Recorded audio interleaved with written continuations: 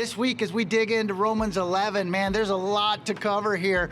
Just like the rest of the book of Romans, there's so many little snippets from different places in the Bible that Paul has brought together to make his case here, if you will, as we're following through the book of Romans. But Romans 11 can be distilled down to one simple thought.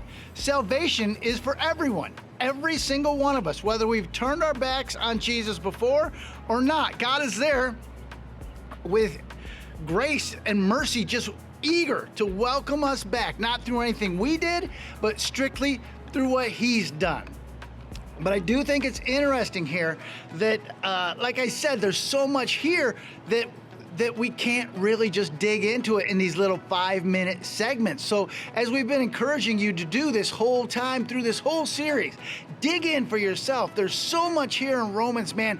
One little verse or two will lead you on a journey if you find out, hey, what's he talking about here when he's pulling this thing from what David said or what happened to Elijah and that. There's so much there that God's going to take you on a journey. You're going to learn so much and you're just going to build that relationship or closeness with him. So I encourage you to do that. And I think it's quite interesting that here in Romans 11, he starts out with that story of Elijah, I think it's from 2 Kings, where Elijah's just alone in life and he's feeling like he's the only Christian left. He's the only one trying, and you might say he's suffering with anxiety, thinking the whole world's out to get him. And I think a lot of times we all feel that way.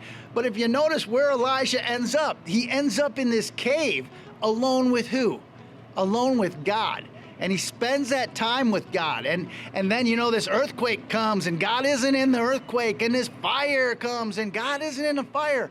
But it ends up with this still soft whisper. And that's where God is, in that alone time with him.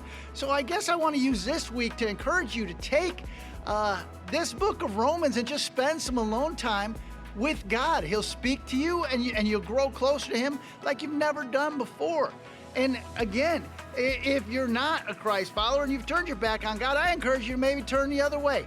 Take a look, maybe repent, spend some time with God and just say, hey man, I'm sorry for what I've done. I know you're the only one that can save me from this sin and separation from you. So I'd like to go on this journey with you again, spending some time with him. And man, it doesn't have to be alone in a cave. It can be anywhere.